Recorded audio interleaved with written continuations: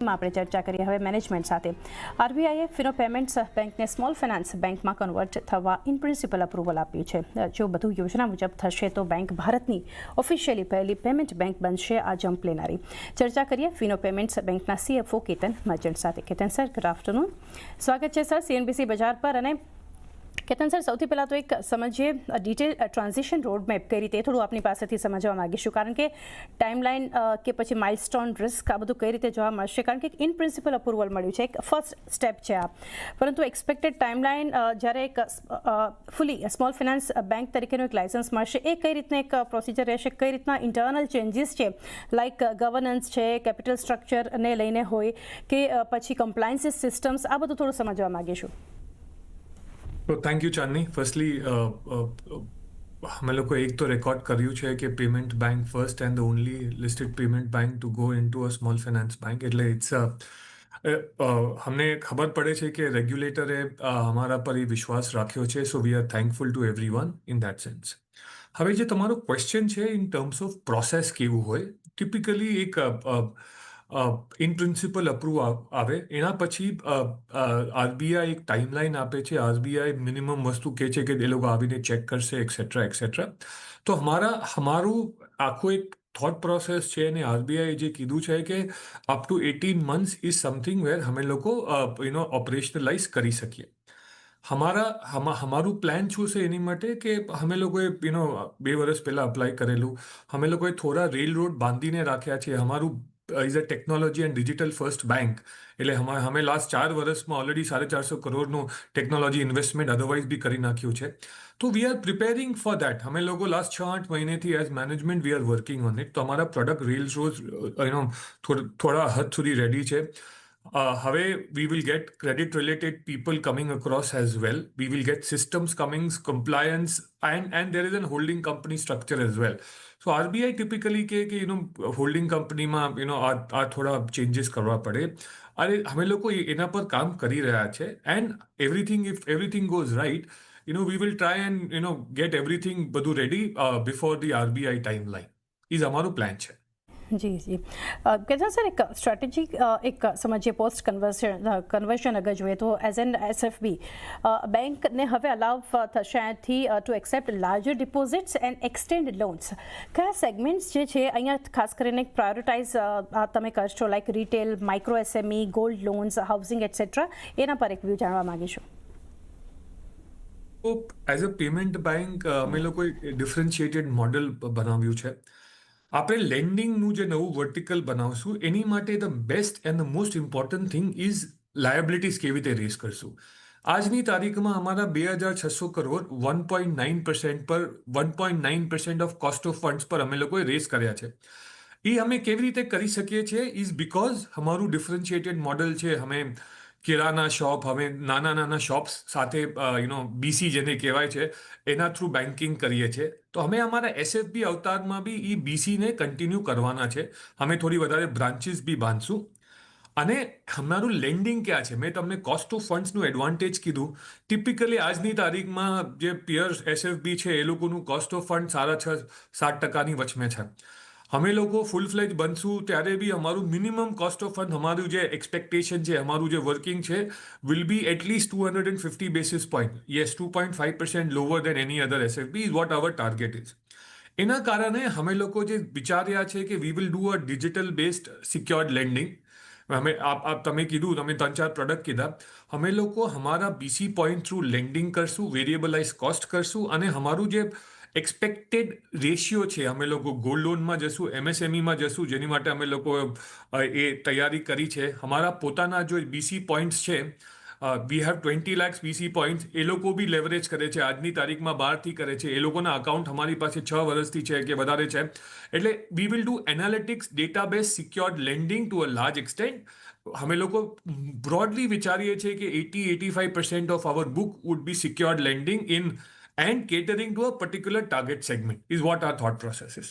જી એની સાથે સર જે રીતે આપણે એક ચર્ચા કરી રહ્યા છીએ તો એક સ્ટ્રેટેજીના ફ્રન્ટ પર જાણવા માંગીશ કે અહીંયા લાયબિલિટી સ્ટ્રેટેજી જે છે અહીંયાથી બેંકની લાઈક ડિપોઝિટ રેટ્સ છે, saving current accounts, term deposits, કઈ રીતે કોમ્પિટિટિવ અહીંયાથી તમે એક બનશો અને કઈ રીતે એક્સપેક્ટ કરો છો versus existing small finance banks અને બેંક્સ? हाँ, so liability Chandni is a very very important point મેં પહેલા બી કીધું કે હમારી પાસે એક એડવાન્ટેજ શું છે કે હમારી પાસે એક એક્ઝિસ્ટિંગ રનિંગ એન્જિન છે. હમારું હમણાં 100% કરંટ એન્ડ સેવિંગ્સ અકાઉન્ટ છે બીકોઝ ઈ અલાઉડ છે. એની ઉપર હમે term deposit which is considered to be an expensive deposit એ બી અમે રાખશું. પણ હમારું જે એક્સપેક્ટેશન છે ટિપિકલી આજની તારીખમાં મોસ્ટ ઓફ ધ એસએફબીઝનું કરંટ અકાઉન્ટ અને કાસા અને ટોટલ ડિપોઝિટનું ratio is anywhere in the range of around 30 to 70 at max. તો 60-70% એ લોકોની ટર્મ ડિપોઝિટ હોય which is expensive.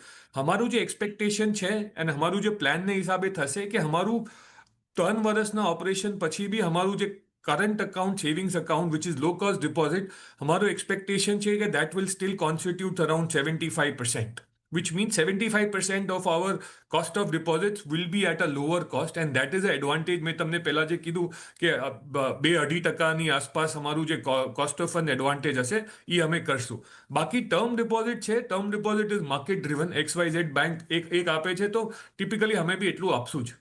that will run through our branch model as well. G sir.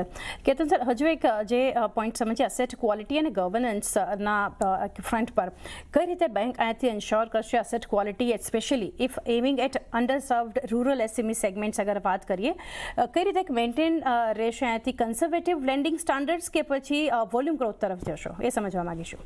નહીં, so that is a very good question Chandni. અમારું જે thought process છે અમારું આજની તારીખમાં 1600 કરોડથી ઉપર ફી બેસ્ડ પેમેન્ટ રેવન્યુ ચાલે છે અને લાર્જલી ઇવન ઇન અવર એસએફબી અવતાર ચાલશે. આપણે બીજી બધી બેંક્સને જોઈએ એ લોકોનું એટલું ફી બેસ્ડ પેમેન્ટ રેવન્યુ નથી. એટલે અમારી માટે લેન્ડિંગ એક વર્ટિકલ છે. તો અમે લોકો સડનલી હાઈ વોલ્યુમ ગ્રોથ તરફ નથી જવાના. વી will do secured landing, V will do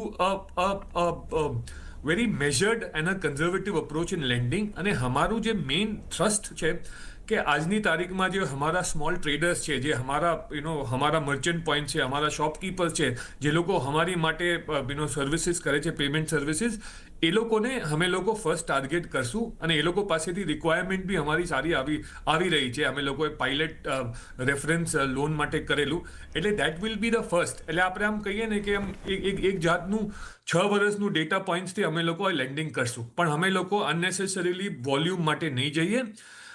But we will go in a secured and a calibrated manner. જી સર. સર, એક બીજો એક મુદ્દો એ પણ સમજીએ. આપણે જાણીએ છીએ કે એક જ્યારે કન્વર્ટ અહીંયાથી થઈ રહ્યું છે from payment bank to small finance bank, તો એક ઇટ રિક્વાયર્સ સફિશિયન્ટ કેપિટલ. તો અહીંયાથી કરંટ કેપિટલ એડિક્વસી જે છે એ કઈ રીતે જોઈ રહ્યા છે અને એની સાથે અહીંયાથી બેંકને કોઈ અહીંયાથી નીડ છે ફોર ફ્રેશ કેપિટલ રેઝ?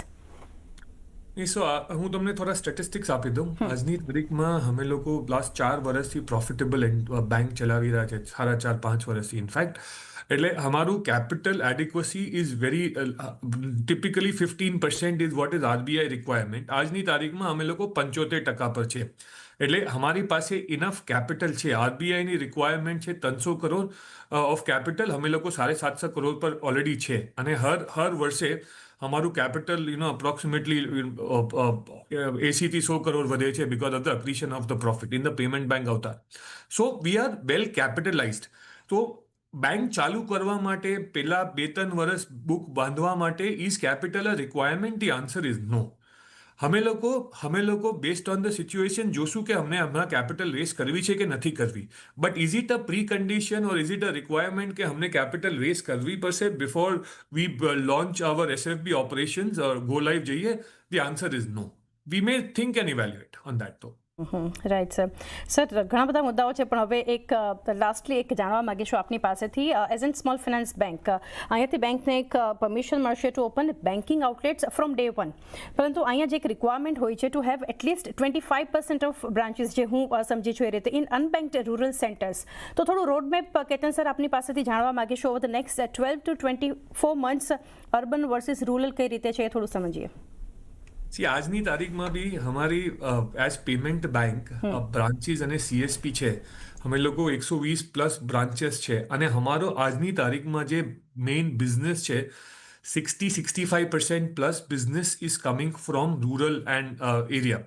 એટલે એ કન્ડિશન માટે અને અમે લોકો એની ઉપર બ્રાન્ચીસ નાખશું. અમે લોકોનું પ્લાન છે દેટ ઓવર નેક્સ્ટ 3 વર્ષ અમે લોકો 100-150 હજી બ્રાન્ચીસ નાખશું. પણ આ જે 25% રિક્વાયરમેન્ટ છે એ અમારી માટે ઇમ્પેડિમેન્ટ નહીં રહે બિકોઝ અમારું બિઝનેસ ત્યાં છે. આજની તારીખમાં ઓલ્સો ઇફ અઝ્યુમિંગ દેટ અમે લોકો કાલે કન્વર્ટ થતા હોય એસએફબીમાં આજની અમારી બ્રાન્ચીસ છે that also meets the requirement.